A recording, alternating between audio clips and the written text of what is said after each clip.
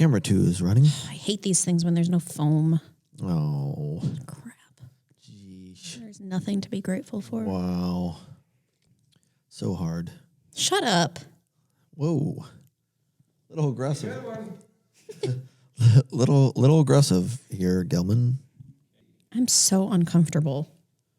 Okay. What needs to happen here? I don't know. I don't even know. I hate these things. Can't we get AirPods? Yeah, probably. They're so bulky and heavy. All right. Okay.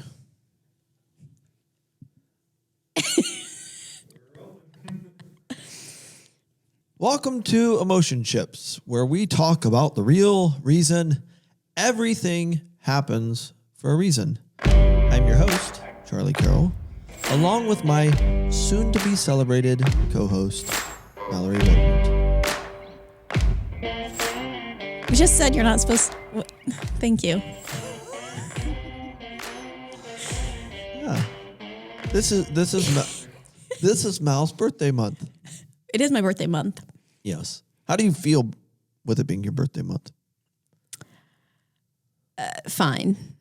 Yeah. You know, Dave Asprey recently said that your age is your energy. It's not like the days you live or your calendar age. It's your energy. So how's your energy? My energy is higher than it's been in years. Oh, excellent. Honestly, like physically, I feel better than I have in a really long time. Talk to us about that. I'm sure there's a lot of people listening right now wanting to know how you get there or wanting to get there. Well, it all started with when we were quarantined about a year ago. I had just, why are you looking at me like that? I'm listening. I lost a lot of weight during quarantine, which I know a lot of, I don't know. People went in the other direction. Or like that's like the cultural narrative. I don't know if people actually did the that. quarantine 15. Yeah, whatever. Yeah. But I was stuck home with my kids. So we went on a lot of walks and I did a lot of exercising and started intermittent fasting. And I don't know, I probably lost, well, I had just had a baby, but I probably lost about 40 pounds. Wow.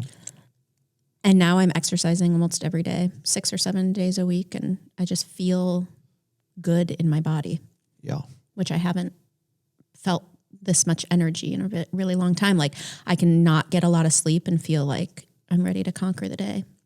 Which I don't think is just all because of exercising. I'm eating better and, well, I guess that's it. Taking some supplements. Yeah, to keep your emotional willpower up. Yeah. I think it's great that you can talk about it. I mean, you have 2 young children. You have a lot of responsibility at work. You have a husband, all of these things. And yet I was talking to you the other day and I think it was like 15 degrees out and you said you were going running. And that's like, obviously some people don't do that when it's as cold as it is. But when I asked you why you were going in light of how cold it was, you said that you had to keep the momentum up and going because it's easy to fall off the train. For sure.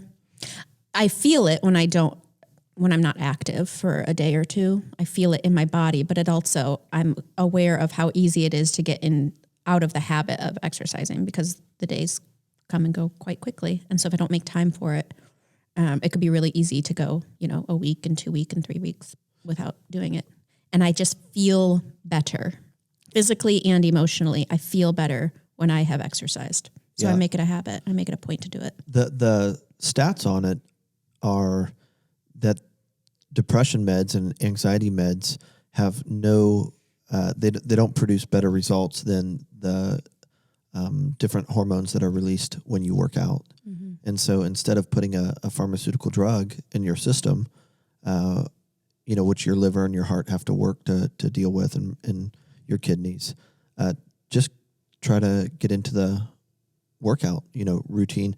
Was it hard for you to get going?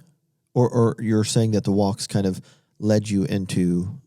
Well, no, what cardio. got me going is our hospitality group exercising together through quarantine because I'm a very competitive person. Yeah. And so we had like accountability where we would share every day what we did to move our body. And there was no like expectations. You could do 10 jumping jacks and that's what you did. Right. But that's what got me going I forgot about that. Yeah. that's what jump started all of this. And then I would go on really long walks with my kids because I needed to get them out of the house. But it was that accountability for me as a person who, I guess it is competitiveness. That's what I needed. And you would say the staying factor, you've now been doing it for about a year. Mm-hmm. You're getting close to your 1 year anniversary. What's the staying power? Just momentum? Just, I feel good. Yeah. I feel so good. I feel so full of energy. And mentally it clears me out. Like to go on a run, especially. So if I'm going to preach or I have to write a piece for a publication or something like that, if I go for a run, it's like the most clarifying thing for me in the world. Why aren't you talking? Well, I'm just wondering what you would attribute that to, that it's when you say clearing. Like mentally, it's like, so it used to be when I was in grad school, I used to take like 3 showers a day if I had to write a paper, because that's where I could like gather my thoughts. Yeah.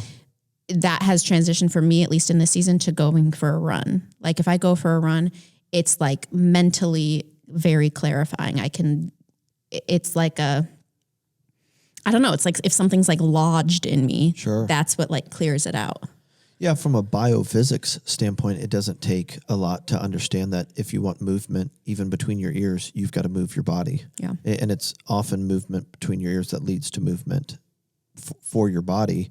And that's why, when you said to me that you were going to go run just to keep the momentum going, it made sense because, the body in motion tends to stay in motion. And so what would you say to, the other person that is stuck at home or has responsibility at work and maybe some of the same dynamics that you have that says, I just can't do that. I can't.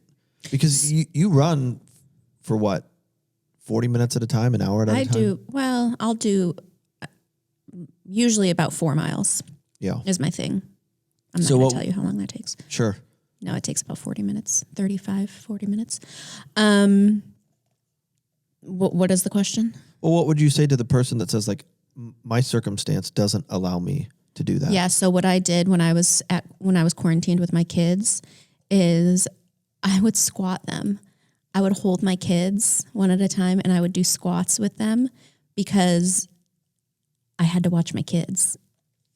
And so that's how I could like get some movement in while like being with my kids and not abandoning them for the sake of exercise. So I'll do it. Like I'll work out when they're napping or whatever. But I think sometimes you just have to integrate it into your day. So I would be on the computer standing at the table and do leg raises while like typing an email. I think there's a way to just start integrating it. And primarily this is a weird interview. Oh, wow. Where's this coming from? No, I think there are a lot of people at home that want to get to the place where they can feel good. Yeah. And you're saying basically that you got a taste of feeling better. And that's exactly what it was. I started to feel better and started to see results. And it's really hard when you're not at the very beginning, when you don't really see results, but you just, and that's where like the accountability was helpful for me. Yeah. Like I'm going to keep doing this because people know when I'm not doing it. Right. And then I started to see results. And so I would do like sit-ups while watching TV or whatever. I think that's the way that it started working for me, was I integrated it into things I was already doing. Yeah. It's how many days a week would you say you average? Probably 6. Yeah. It makes me think of, I don't know if I shared it with you, but that David Goggins post, for those of you that don't know, David Goggins is a Navy SEAL that's accused of being crazy. And that includes his workout routine for the day. And I don't know if she's his wife, fiance, girlfriend. That follows him with the camera? Yeah, that follows him with the camera. Mm-hmm. She had the camera on him the other day as he was signing 10,000 of his books. I don't know if you saw this. No, I didn't. She was doing an Instagram live feed for him, and a question came in. She was fielding questions for him. And the question came in, does David take a day off? And the rest of the post is like 5 minutes of him laughing, repeating the question over and over again, because he is under the belief from doing and accomplishing all of these things that you do not have to take a day off. Yeah. I don't enjoy taking days off. I'm sure maybe it's good for you. I don't know. I've heard that it's good for your body to take a day off. But for me, and it doesn't have anything to do with like how I look physically, honestly. There have been seasons in my life when it has, but I don't weigh myself. don't worry about all of that. It's literally, it's an emotional, mental thing for me. Right. I feel better emotionally Yeah. when I've exercised. So the first step to somebody that's trapped and feels like they weigh 1,000 pounds and they can't get out of the house or off the couch in the morning would be what, in your opinion? Get off the couch.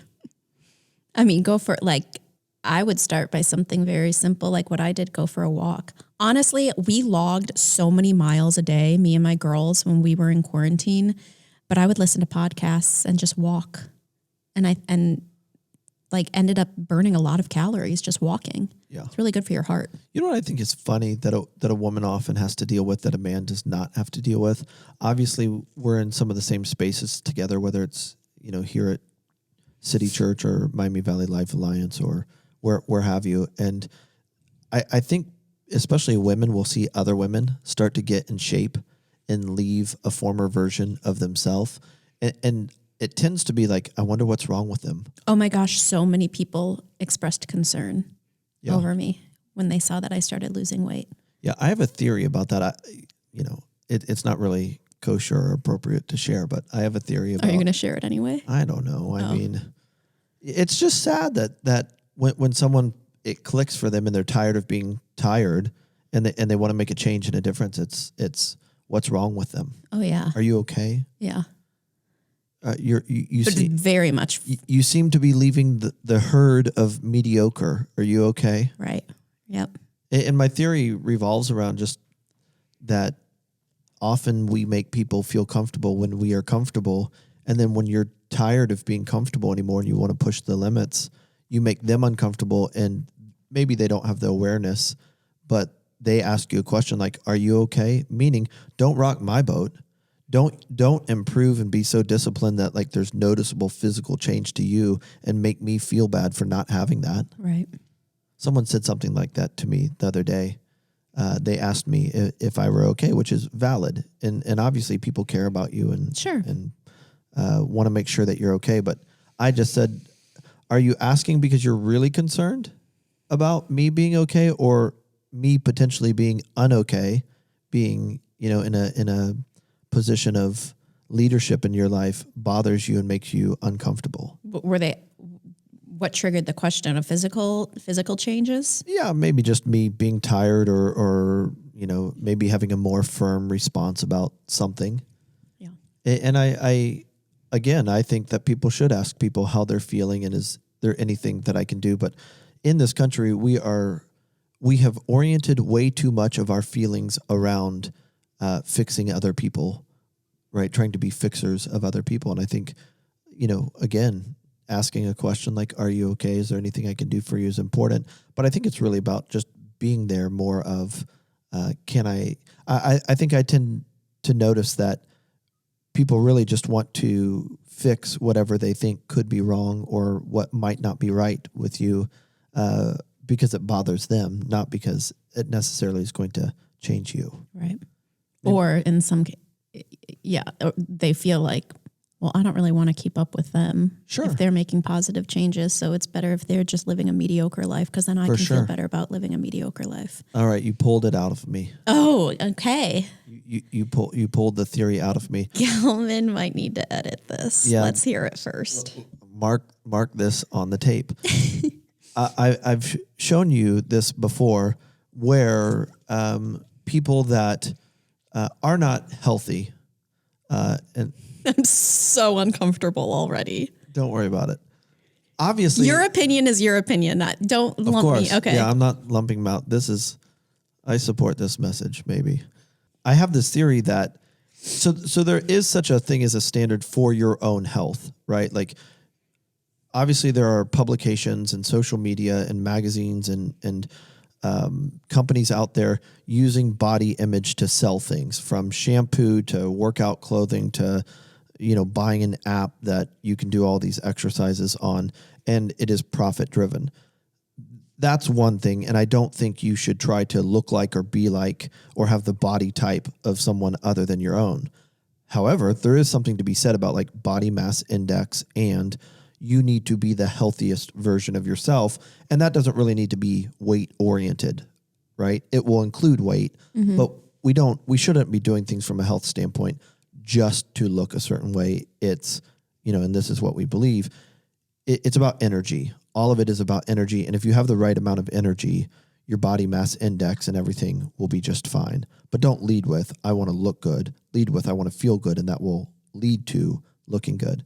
But I have this theory that often when somebody is not in shape or they have settled for a lesser version of themselves, and you're smiling because you know where I'm going with this. They put pictures out on social media, kind of like just in your face, like, hey, this is who I am. I'm content with who I am. And look at me, world, which is fine. Like, you have the right to do that. And I'm not going to try to change anybody that does that. But especially with women will rally around that message so much.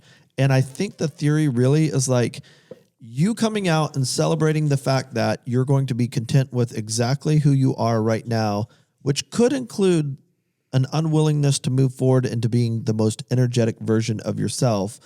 Other women come around that and celebrate it like crazy, I think, because it makes them feel good about themselves. So I'm laughing about one post in particular that you and I talked about where someone really put themselves out there. And I would say that, like, again, I think people should embrace right where they are right now. But I think we should all aspire to be the most energetic and healthy version of ourselves. So what does it look like to do both of those at the same time? Because maybe that's what these people are doing.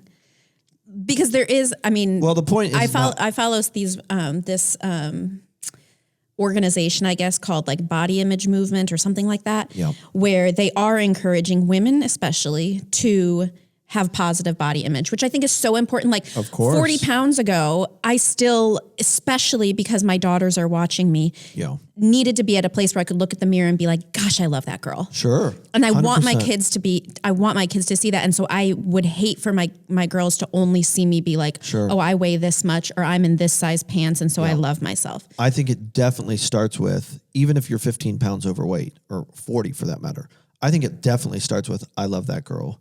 And you separate the girl from how she looks at any given moment. Because so you have a daughter. So don't you want her to feel comfortable in her skin, even if in a season of life or every season of life, she's massive? 1,000%. And so what are you saying? So what we're talking about is, I think, similar to what we led into this discussion is yes, and yes to everything you just said.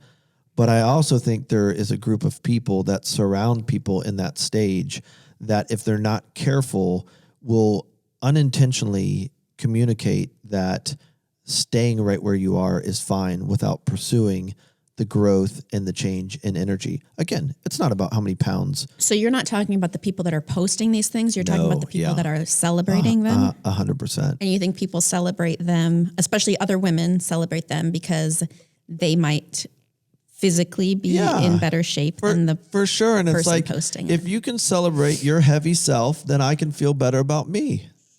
And in some ways, I don't think that's bad, because maybe it's like, hey, I need to learn to embrace myself where I am. And if they can do it and they don't look like they should be on the cover of Cosmopolitan, then good. Maybe the cover of Cosmopolitan is bullshit, by the way. Of course. Yes.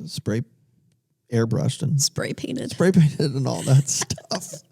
But it really comes down to feelings. And it's similar to how we started with the conversation about you, where I've heard people like whisper, I wonder if she's okay, type of thing. I mean, what does okay even mean? Yeah, for sure. But I think it comes back to the idea that often we think we care about other people when really we just don't necessarily like what they're confronting in our life, because it's movement, right? And all of life is about growth and movement. And when people start moving and trying to grow and aspire to change, it makes everybody around them uncomfortable. For sure. And I think that's normal.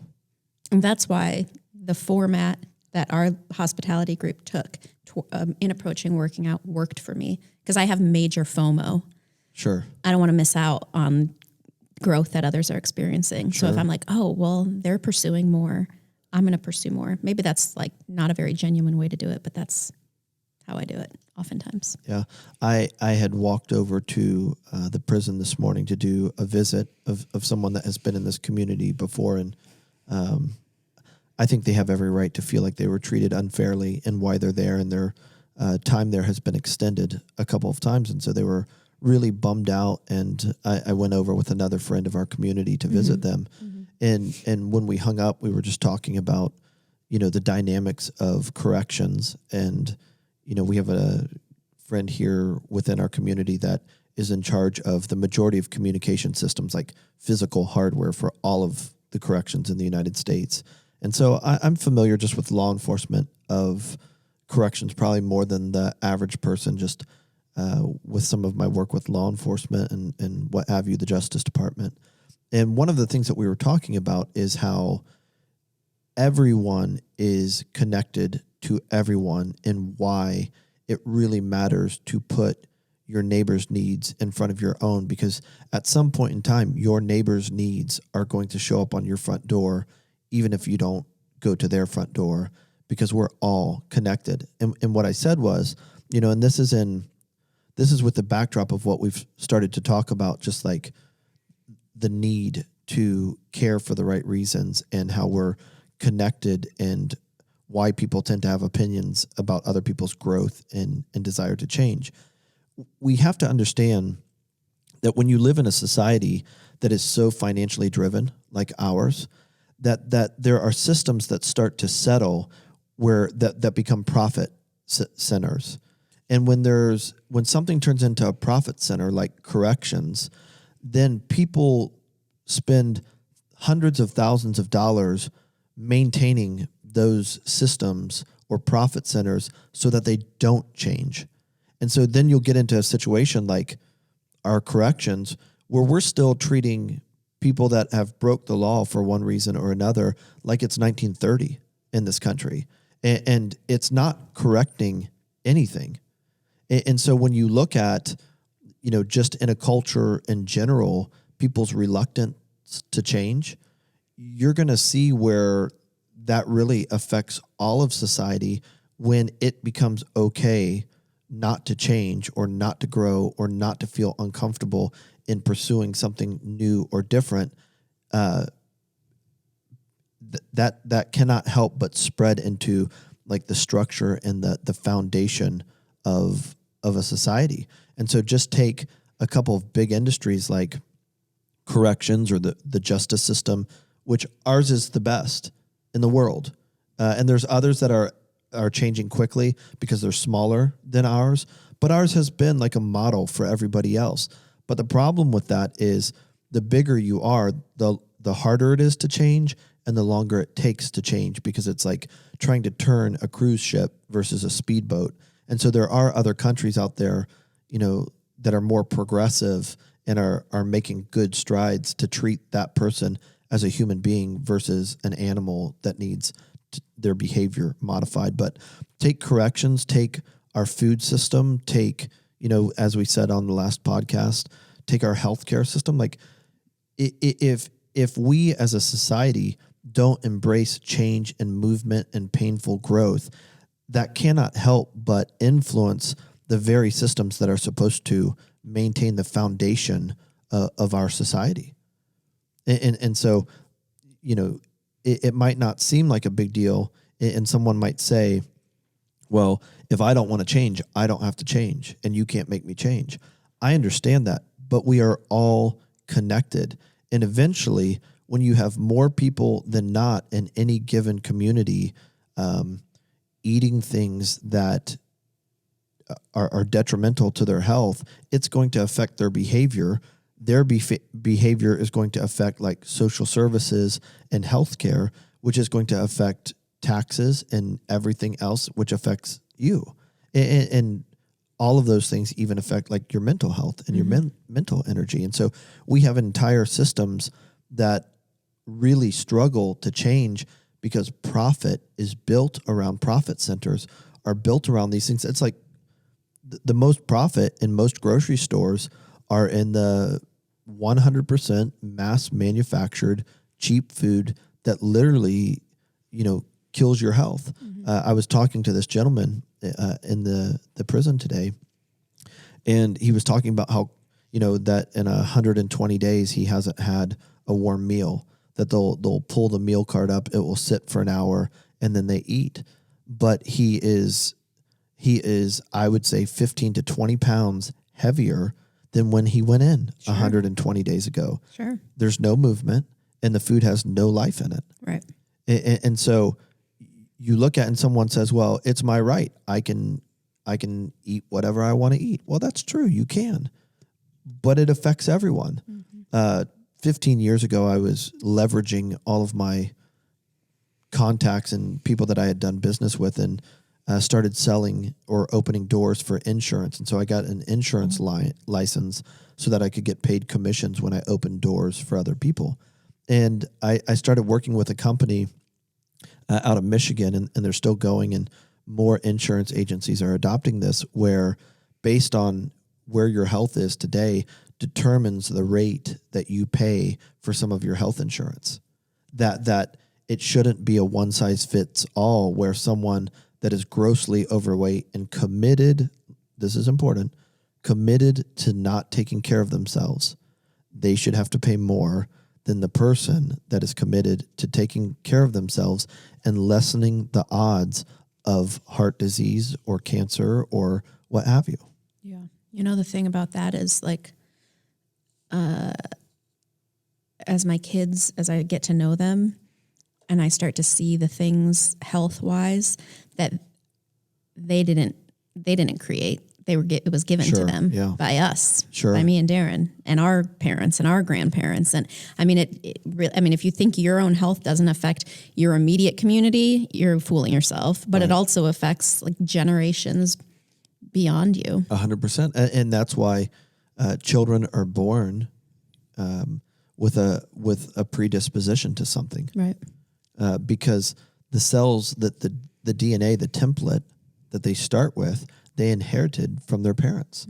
And we've got to grow up a little bit and go away from, like, the liberal versus the conservative narrative, the Democrat versus Republican narrative, or the socialist versus the capitalist narrative, and say, like, there are going to be winning thoughts and ideas in both parties.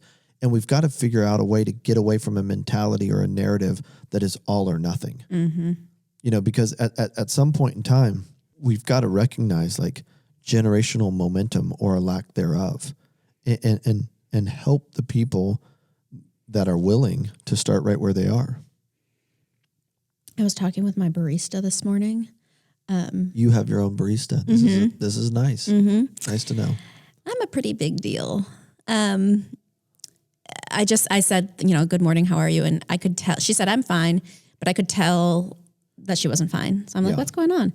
And Mal, the therapist, here we go. I slipped into my therapist chair, and we just got to talking, how she said, like, I'm just sensing that, like, this season is not going to be forever, which, of course, like, the season that most of us are in is not going to be forever. But she just said, like, I'm kind of anticipating some transition for me and my husband coming up. And she's talking career-wise, like work-wise. And she started being, like, really apologetic and like, I don't want to, leave here prematurely and, like, put this place in a tough spot. And I said, that's exactly, you are feeling what you're supposed to be feeling because you are anticipating and desiring growth. Right. You should not be here forever. That would be a massive problem for you and everybody around you. And when it is time for you to leave, there will be another person coming in behind you who is just a little bit further down or behind you, like on the journey of life. And I said, that's exactly how, like, the community is supposed to exist. Like, you're supposed to, if you ever get into a place where you're like, this is where I am and I'm going to plant myself here, that's complacency and there's no growth there and you're going to be miserable. Yeah. And so just in the way that the community is supposed to coexist, we're supposed to coexist with one another. Like, we are supposed to keep growing, and there is somebody that will come along behind us and fill in wherever we're at currently. Sure. It's supposed to be kind of cyclical like that. Yeah, I think there's a lot of the greatest generation, their DNA that came through the baby boomers to our generation and now the next generation, where, again, we've got to recognize that times changes, and in times change. And in the same way that you shouldn't be doing in your 30s what you were doing in your 20s, that is true when it comes to the history of a nation. Yeah. And so with the greatest generation in World War II and the rise of manufacturing and industry, there were mindsets that people developed that were still working out of because of their physical positioning that influenced their thoughts. Like, a lot of that generation stood on an assembly line. Right. And they did what they were supposed to do, and they put it back on the line, and it went down. Until retirement. Correct. And that's what she was saying, is she's like, I feel like I'm working really hard to just like be grateful for where I am and feel fulfilled. And I'm like, that's great. Like, you can be grateful for where you are and desire more. Sure. And desire growth and desire change. And I think it's a problem if you're just going to be where you are and not consider that there could be more for you. For sure. Yeah. I was saying to someone on the phone the other day that one of the things that I was aware of last week, I was preparing to talk for 30 minutes here at City Church, and I had this energetic prompting, which in the Christian world would say, the Holy Spirit said to me or God said to me. But I was aware of this energy, and I'm not denying that. I'm just saying that there's other ways to think about it. Sure. If you don't come from the same background. But I had this outside awareness that I was to put the text that I was going to read from in my notes, and then put like the main thought, the proposition, and then maybe just like an outline, a very small, 10 to 15 word outline of the text and what it was trying to communicate, which was like a total of, with announcements and everything, 10 slides. And the idea behind it was, I know enough about what I want to say that putting stuff on paper is only going to mess me up. And when I was articulating this to someone that's a communicator but just doesn't have as many hours in, and what I said to them or what came out of my mouth, in hindsight, the day after I gave the talk that I think went well, was that I was being protected from operating or thinking about myself the way I did 10 years ago. And so one of the biggest barriers to change, in my opinion, is we can't differentiate where we are now as a human being versus where we were 10 years ago. And it's always, in most cases, it's easier to look back and say like, oh, that was a good phase of my life, or maybe that was a start of something. And so I'm going to go back to it. And we always compare ourselves to what we did then, and we always try to go backwards to that. Well, it's a good way to mess your neck up, emotionally, like spiritually speaking. Looking backwards to frame the future doesn't work too well. You don't get too many places when you're looking behind you as you walk forward. And what I said to them was, I've now communicated publicly 350 times on average a year for 15 years. And it's still funny that I would think about my preparation process or be tempted to think about my preparation process like I was doing it 15 years ago. Yeah. And the problem with that is I, as a person, have grown. I have much more knowledge and experience, but I'm wanting to go back to a training program or a preparation program that is really, really outdated. Why? Right. One reason, because it's familiar. Yeah. Gosh, I have in the past, and this is not physical, I've had so many people, a handful of people tell me that I've changed, like over the past couple of years probably. Yeah. And it comes across as an insult. And I find myself in my body, I feel really defensive because it's typically, I feel like when that's spoken, like it's pretty negative. Sure. Wow, you've really changed. Sure. And now I want to be like, yes, try it. Yeah. Don't you want me to change? For sure. What in the world are you thinking would be helpful about me continuing to be like I was when I was 10 years old for the rest of my life? Yeah, for sure. Well, again, I think, if you get into some of the readings of Anthony DeMello, I think a lot of us fail to understand, we think we have good intentions and we think We really care about the other person, but primarily what's going on is I have a sense that I don't want to be left behind, or you're making me uncomfortable. And it is uncomfortable. I'm not Sure. saying that change is uncomfortable for most of us. So I'm not saying like, we'll just get used to it because this is how it happens. I know that it's uncomfortable, but it also should be the desired way of living. Yeah, I agree. I just think that, living in an overstimulated world, we tend to, you remember the merry-go-rounds Yeah. out on the playground? Yes, they make me sick. Yeah, me I get too. really dizzy. I got thrown off of one and somehow ended up underneath it when I was a kid. And it was still spinning. How traumatic. It was, I can remember it literally, the images like it was today. But that being said, like when things start spinning, people look for things to hold on to.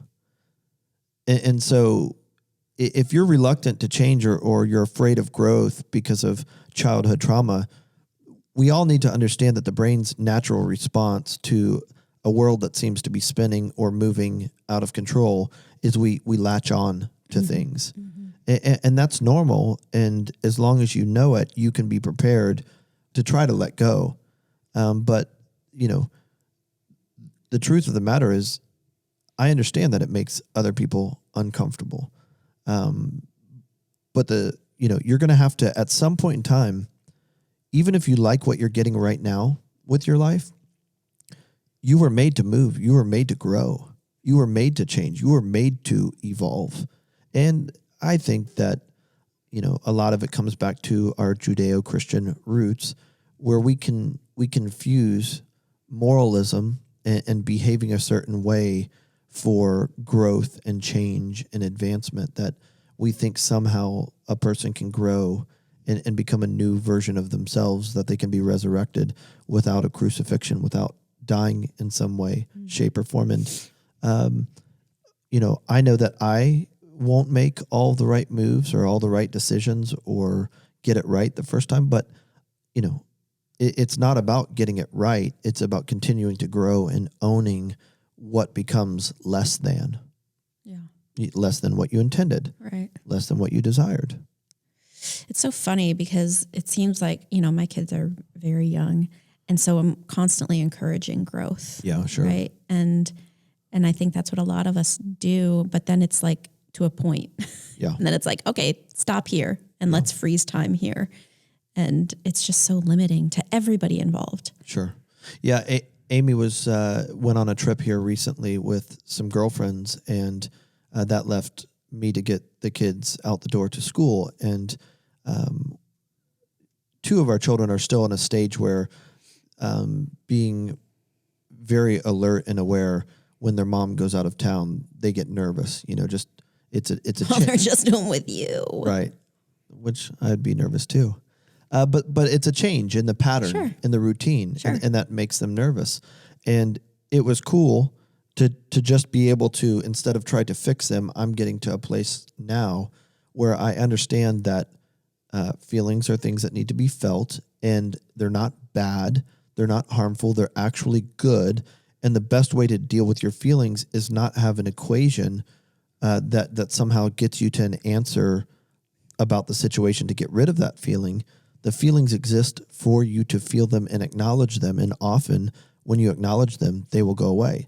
That's not super normal for me. I've spent a lot of my life, I think, avoiding or being afraid of my feelings. But in this situation, I said to my child, like, what are you feeling right now?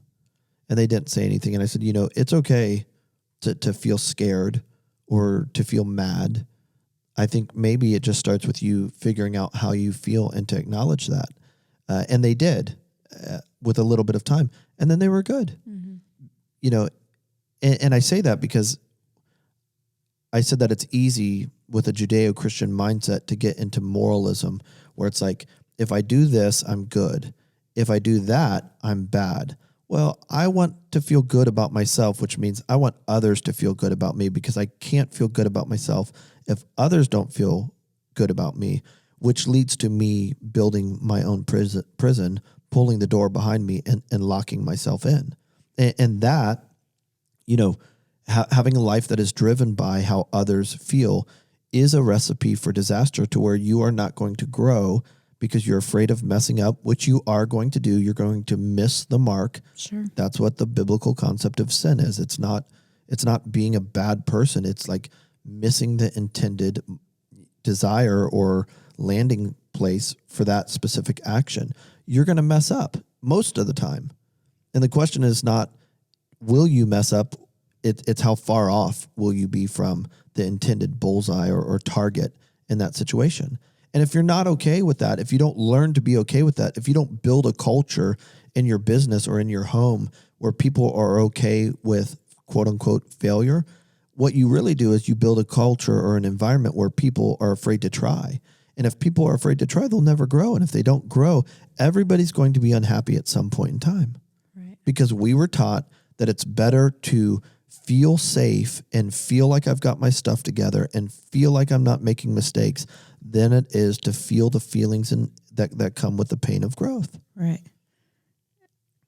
It's not real if you just need to feel like you're not going to mess up. It's not real. But how many of us spend our life maintaining, this idea? It's an idea as to what life is. Right. I mean, I think feeling your feelings is, it's a very intense time in my life to have kids that feel their feelings, because they only know how to express them in very big ways, like Right. crying and screaming. They don't really have much language. But I try to let them be in it and let them express it. Sure. Because here's the alternative. So either you avoid your feelings and try and keep yourself stuck in a perpetual state of quote unquote happiness where you're only living in the past, or you want to escape your feelings so much so you're just like always going Sure. into the future because the present or the past was too painful to actually feel. And either way, I mean, you just miss your life. For sure. You miss your whole life. Yeah. There's no way to escape the hard parts. Well, I think one of the biggest indicators, for the person that's saying, how do I know if that's me, right? Like, how do I know if I'm the person that hasn't embraced my feelings and I'm now a victim of being in my own prison where I pulled the door shut and call it home, right? Because it's all I've ever known, or it's all I've ever known for however long.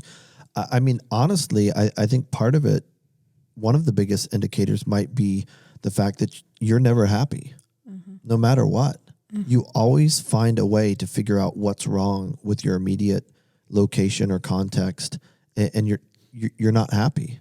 Like you need that upper of people coming over for dinner, or it being close to a holiday, or 3 weeks out from vacation in order to feel good about your life. That's what I would say. It's like, what is it like when you give yourself the opportunity to just be?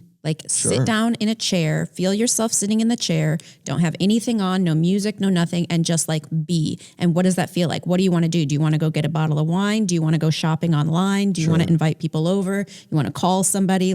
What is it? Because I think that's an indicator of what you're trying to cover up your feelings with. For sure. When you just sit and you be, what are you drawn to do? Well, that energy is going to come out in one form or another. Sure. When you're resisting, being present and acknowledging what is, that energy is going to come out one way or another. And it's funny because, we make, in the same way the health care industry makes a big deal about cholesterol, which cholesterol is the body's ancillary system. It puts inflammation out. It's like the fire extinguisher. That is trying to put out inflammation, and inflammation comes from a busy mind. And people will be like, oh, you're crazy. Well, look it up yourself. Inflammation comes from other things, like being in a state of where you have so much glucose coming into your body that your insulin can't burn it up. Your insulin doesn't work and your metabolism therefore doesn't work. And so your body's response is chronic inflammation to try to burn the toxins of glucose or glycogen up. And so you're full of inflammation, but it also comes from being in a constant state of fight or flight. When you worry about everything, your body produces inflammation. Then the body says, okay, let's get rid of the inflammation or get it down because it's going to cause heart disease. It sprays cholesterol or raises the quote unquote bad cholesterol. and then everything is soaked because your body was trying to put out a fire. And then we call like the equivalent of Service Pro, and we want to put a pill called a statin in the body that suppresses cholesterol so that there'll be no more, nothing will be soaked anymore. And it's just like, if you understand that, like, that's exactly what we're doing in these situations from an emotional standpoint. Like we'll talk about the negative effects of drugs or like sexual stuff or alcohol or a person's spending problems, whatever. We'll address everything that is the cause or excuse me, that's the manifestation of the problem, but not the cause. Right. And so when you learn to ignore energy, which are your feelings, your feelings are energy, that energy is going to lodge in you. And not only is it going to put you into a biological state of chaos, that energy is going to want to come out, and it's going to come out in a way of wanting to get you happy. So when you refuse to acknowledge these feelings and maintain unconditional contentment, gratefulness, and happiness, then you have to take the energy that is lodged in you and use it as a currency to create synthetic happiness, and that causes trouble. You were saying on your cleanse recently that you did not know until you went 21 days without a glass of wine or whatever it was, how that kept you up at night or how that affected your biology. Mm-hmm. My chiropractor was like, how much do you drink? I'm like, I don't have a drinking problem, but it's just like, I mean, I wouldn't say I have a drinking problem, but when you completely remove it, it's like, oh, okay. Actually, there was a lot of inflammation happening because I would have a glass of wine a couple nights a week or whatever. For sure. And it doesn't take much. Like in your case, you've got a lot of stressors. You've got your young children. You have a lot of responsibility at work. And then just the slightest bit of food that stimulates inflammation can throw you over the edge. For sure. And so, when we don't acknowledge our feelings or the energy in the room, it sets off this cascade or domino effect of problems. And then we're like, well, it's the alcohol's fault. Yeah. Or, it's, whatever. You're talking about the real reason everything happens for a reason. 100%. That's why we're here, ladies and gentlemen. Talking about the real reason everything happens for a reason. Uh-huh. I wasn't trying to come to a conclusion. I was just saying, like, just bringing it back to the whole thing we're doing here. Yeah, for sure. And it's like, with my child, acknowledge the feeling, acknowledge it's not bad to feel it, and you tend to be able to deal with it. It's such an important thing to teach our children, like the power of vulnerability. For sure. Because it's so easy. I mean, so often as an adult, when in relationship with people, they'd be like, what's wrong? Sure. Obviously something's wrong with me, right? Like I know how to let people know that something's wrong with me without saying it. So they'll say, what's wrong? Nothing. What's wrong? Nothing. Nothing. Cause I don't want to, I don't want to be a bother. I don't want to be drama, blah, blah, blah. But like the release that comes when I can just say, and I'm a full grown adult and it still blows my mind how when I just can voice what's wrong, I feel better. Sure. Like, not to say that nothing's not wrong anymore, but it's just like, oh my gosh, the release that comes emotionally is like wild. Well, men especially are conditioned this way. And so are former athletes, men and women. When someone says, how are you? Kind of the way that I was raised and being around a lot of military people and reading a lot of like business motivational books, it's like, I'm good. Right. And you're not good. You're not good. But you say that because good leaders, we've been taught that good leaders project how things can be or who we want to be, but you ignore real energy, and we call that real energy feelings. Yeah. And it's not that you have to get rid of your feelings, you just have to acknowledge them, and it actually brings people into you. Yeah. I remember not long into starting the church 3 or 4 years ago, someone said, I really can't relate to you. And I said, why? They said, because you never talk about anything that's wrong with you. It's always what can be and what you're striving to. And like, that's like 10 or so years ago. And I still am working through it. Sure. The other side of that coin is I know people like this where it's like they share so many of their feelings, but all of their feelings suck. Sure. Like they're the most negative person in the world. And it's like, that's not drawing me closer either. For sure. there has to be some level of gratitude and contentment. And that's a indicator that, these things have become a part of who the person is. With the energy work that we do over at Body Garage Dayton, it's very easy for energy to become intertwined with, like, it is in your cells, negativity or depression. It has grown to become a part of you. And so then the trick is, how do I have the right accountability to where I can acknowledge my feelings, but not drown in my feelings? Right. And so, especially in religion, organized religion, it becomes very easy to not separate ourselves from our feelings. You're not your feelings, and feelings aren't facts. You feel that way, but just because you feel heavy doesn't really need to mean that you are heavy. You will be heavy if you accept the feeling as yours and you wear it. Or you can just say, my environment or whatever is going on, with where I'm at or what I just came through or what was just said to me has caused me to feel this way. I acknowledge that. Yeah. And then you can pretty much separate a feeling that is stimuli, that is birthed or created through external stimuli, even if it's coming from a thought, from something that you could smell, or a building you were in, or someone that said something. If you acknowledge that, then you have the power over it to know that, okay, this is a feeling, but I am me. And getting back into some of DeMello, who was a Jesuit priest who passed in, around 1990, but spent decades just studying philosophy and theology and the life and teachings of Jesus.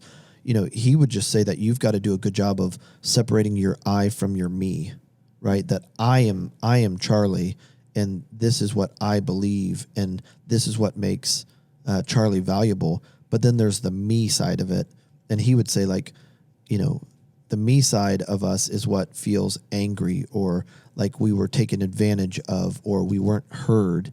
And it's healthy just using I and me, or however you want to, the words that you want to use, to distinguish between me being right here in this place and feeling these things, and I am this person that is an eternal spirit that sits outside of the immediate context, though I'm still in it. Yeah. And it can serve to just protect you and say, like, a huge issue is that person that can't get off the couch has taken their me and what they're going through and ascribed it to their I, and they don't think they have the power to change because they have always been their feelings. Yeah. Well, what they're going through, or what they have gone through, that they can't get themselves out of. I mean, I think that's part of the problem, where it's like you're just living in the past. Right. And you want to stay victim to the past. Right. And it's like there is a whole entire moment right now happening for you that you have the power to, like, take some ownership of. Yeah. It's I think it will be really hard for those that get to a point in their life where they're so sick and tired of living with the false belief that they don't have enough power to change their reality, that they wake up one day with 80% or 90% of their life being gone, realizing that it was a lie, that they made it through whatever that was. They survived this. They're still here.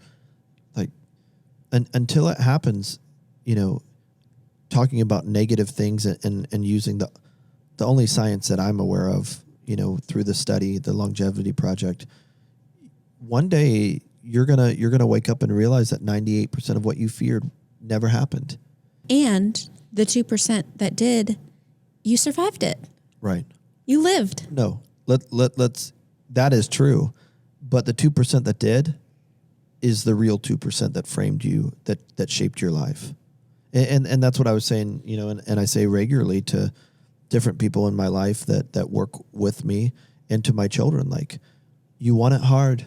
I drove them to school this morning, and I said, we picked this school because it's difficult and it will challenge you, from an intellectual standpoint. You want it to be difficult because difficult is what shapes and frames your life. And people are resilient, but you cannot, listen to me, you cannot know your value in life unless you go through hard things. There is no such thing as a person that has a lot to share with others that did not go through insurmountable circumstance. Sure. Impossible. And then when someone looks at you and says, you've changed, you can say, thank you. Yeah, I like it. Thank you very much.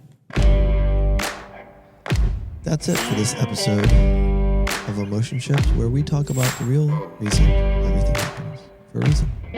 See you next time.